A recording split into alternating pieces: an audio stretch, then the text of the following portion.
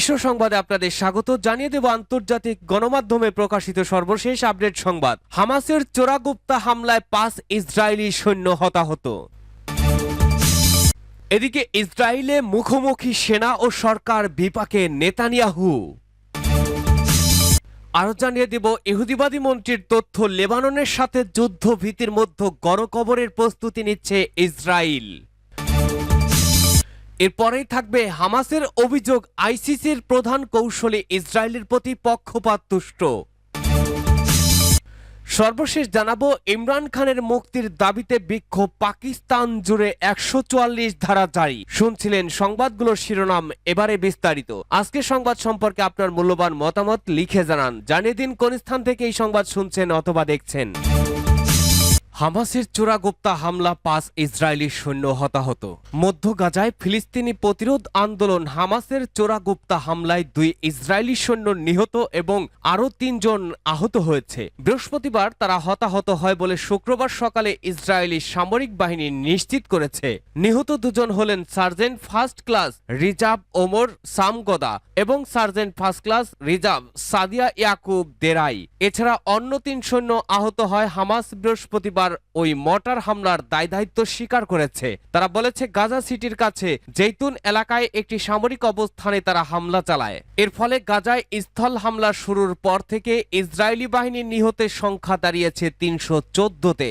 জানা গেছে আলেক্সা ড্রোনি ব্রিগেডটি বৃহস্পতিবার বিকেলে নেট জারিম করিডোর দিয়ে যাচ্ছিল, তখনই তারা হামাসের গুপ্ত হামলার শিকার হয়। হামাস যোদ্ধারা একেবারে কাছ থেকে তাদের ওপরে হামলা চালায়। তারা সৈন্যদের দিকে 5টি মর্টার গোলা বর্ষণ করে, এতে 5 জন হতাহত হয়। হতাহতদের উদ্ধার করতেও বেশ বেগ পেতে হয় ইসরায়েলি বাহিনীকে। পরে ব্যাপক গোলাবর্ষণ করে জটিল এই অভিযান কার্যক্রম তারা পরিচালনা করে। এদিকে রাফার পশ্চিম ও মধ্য এলাকায় আরো ভেতরে প্রবেশ করেছে ইসরায়েলি ট্যাঙ্ক। তারা সেখানকার অধিবাসীদের সরে যেতে বাধ্য করেছে। কয়েকজন অধিবাসী জানিয়েছেন গত 2 দিন ধরে ইসরায়েলি হামলায় গতিবেগ বেড়ে গেছে।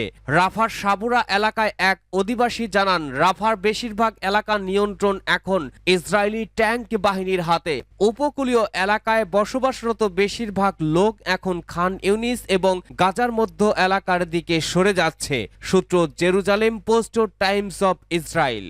ইসরায়েলে মুখোমুখি সেনা ও সরকার বিপাকে নেতানিয়াহু। হামাস নির্মূলের যে হুঙ্কার নিয়ে গাজা উপত্যকায় হামলা চালাচ্ছে ইসরায়েলি বাহিনী, তা এখন দুঃস্বপ্নের মতো ফিরে আসছে। হামাসকে ধ্বংস করতে গিয়ে দ্বন্দ্ব শুরু হয়েছে সেনাবাহিনী ও সরকারের মধ্যে। ফলে প্রধানমন্ত্রী বেনিয়ামিন নেতানিয়াহু সরকারের বিপদ বাড়ছে। বিপরীতে ইসরায়েলি জনগণও দিনে দিনে আস্থা হারাচ্ছে। এতে বিপাকে পড়েছে নেতানিয়াহু।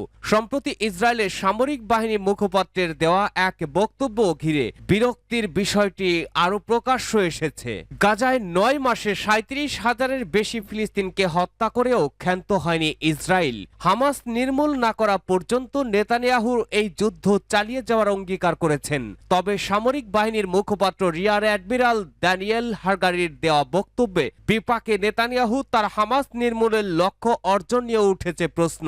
বুধবার দেশটির গণমাধ্যম চ্যানেল 13-কে হাগারি বলেছেন, হামাসকে নির্মূল করার কাজটি অসম্ভব এবং এক কথায় ভুল।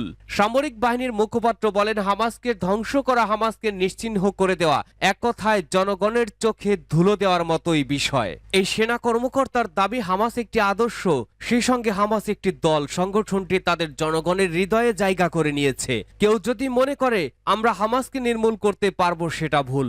বিশ্লেষকরা বলছেন, হাগারির এই বক্তব্য ক্ষুদ্র হয়েছে নেতানিয়াহুর সরকার। এই বক্তব্যের মধ্য দিয়ে চলমান যুদ্ধ নিয়ে নেতানিয়াহুর দেয়া কৌশলের বিষয়ে একটি ধারণা পাওয়া যায়। আর মাঠের লড়াই চালিয়ে যাওয়া সেনাবাহিনী বলছে এই নীতি মূলত অবাস্তব। হাগারির বক্তব্যের জবাবে নেতানিয়াহু দপ্তর বলেছে, হামাসের সামরিক এবং সরকার পরিচালনার সক্ষমতা ধ্বংস করে দেওয়ার বিষয়টি যুদ্ধের লক্ষ্য হিসেবে প্রধানমন্ত্রী নেতৃত্বাধীন যুদ্ধকালীন মন্ত্রিসভা ঠিক করে নিয়েছে।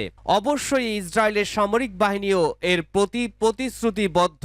এর পরপরই নিজেদের অবস্থান পরিষ্কার করে দেওয়া বিবৃতি বিবৃতিতে সামরিক বাহিনী বলেছে মন্ত্রিসভার ঠিক করে দেওয়া যুদ্ধের সব লক্ষ্য অর্জনে সামরিক বাহিনী অঙ্গীকারবদ্ধ, যুদ্ধের দিনরাত সেই কাজটি করে চলেছে সামরিক বাহিনী এবং অব্যাহতভাবে সেটা করে যাবে। হাগারির বক্তব্যের বিষয়ে বিবৃতিতে বলা হয়, তার বক্তব্য ছিল মতাদর্শ ও ধারণা হিসেবে হামাসকে ধ্বংস করা নিয়ে। তিনি খুবই স্পষ্টভাবে বিষয়টি বলেছেন। এ নিয়ে অন্য সব দাবি তার বক্তব্যের সাথে অপ্রাসঙ্গিকভাবে জুড়ে দেওয়া হয়েছে। ইহুদিবাদী মন্ত্রীর তথ্য, লেবাননের সাথে যুদ্ধ ভীতির মধ্যে গণকবরের প্রস্তুতি নিচ্ছে ইসরায়েল। ইহুদিবাদী ইসরায়েলের একজন মন্ত্রী জানিয়েছেন লেবাননের সাথে সম্ভাব্য যুদ্ধে ভয়াবহ রকমের ক্ষতি হতে পারে এবং এজন্য তারা গণকবরের প্রস্তুতি নিচ্ছেন। লেবাননের সেই সাথে ইসরায়েলের উত্তেজনা বেড়েই চলেছে এবং দুই পক্ষের মধ্যে যে কোনো সময় বড় যুদ্ধ শুরু হতে পারে বলে আশঙ্কা করা হচ্ছে। ইসরায়েল এরই মধ্যে লেবাননের বিরুদ্ধে সর্বাত্মক যুদ্ধ শুরুর জন্য বর্বর সামরিক বাহিনীকে অনুমোদন দিয়েছে। সম্ভাব্য যুদ্ধ সম্পর্কে ইসরায়েলের ধর্ম বিষয়ক মন্ত্রী মাইকেল ম্যালচিলি চ্যানেল 14কে বুধবার বলেছেন, লেবাননের সাথে যুদ্ধে ব্যাপকভাবে হতাহতের আশঙ্কা করা হচ্ছে। এজন্য তার মন্ত্রণালয় যুদ্ধ সম্পর্কিত অনেকগুলো বিষয় নিয়ে ব্যস্ত সময় পার করছে।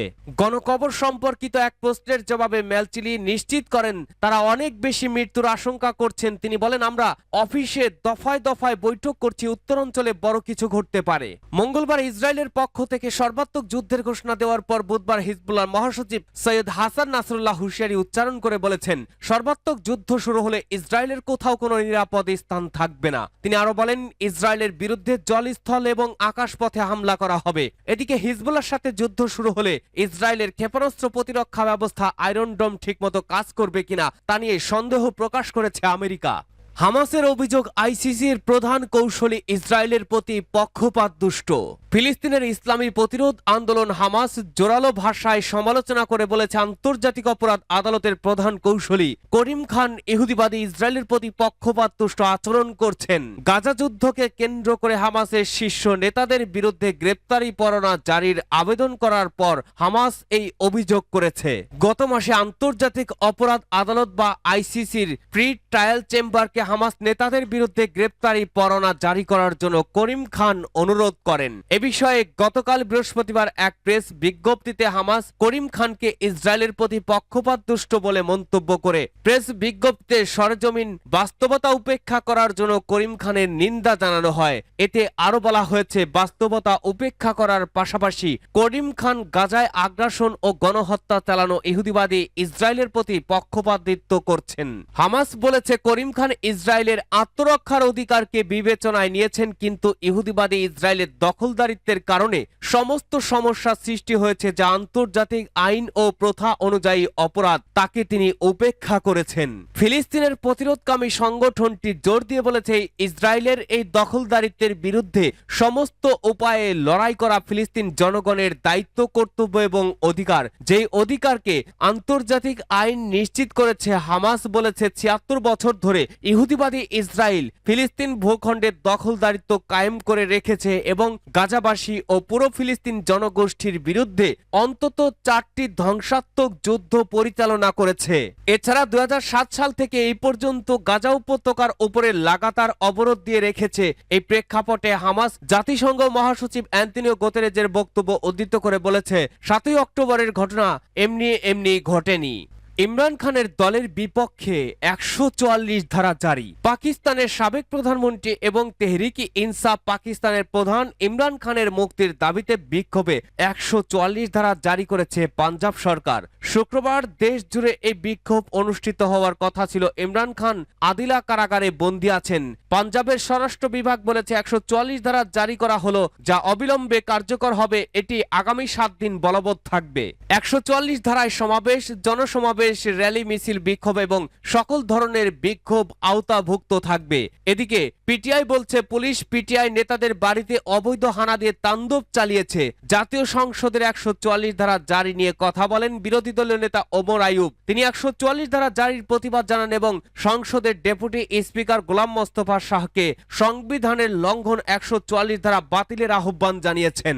পিটিআই মুখপাত্র রাউফ হাসান ১৪৪ ধারা বাতিলের নিন্দা জানিয়েছেন। এটিকে তিনি লজ্জা লজ্জাজনক বলে অভিহিত করে বলেছেন, সরকার ইমরান খানকে নিয়ে কতটা ভীত এটি তারই বহিঃপ্রকাশ। সরকারের এই সিদ্ধান্ত পিটিআই সমর্থকদের কেবল উজ্জীবিত করবে বলেও এক্সে তিনি উল্লেখ করেন। পিটিআই মুখপাত্র বলেন, ইমরান খান বিজয়ী হবে, পাকিস্তানের জনগণ বিজয়ী হবে, পাকিস্তান বিজয়ী হবে, তাদের স্বপ্ন বাস্তবায়নে কিছুই বাধা হতে পারবে না। সূত্র ডন।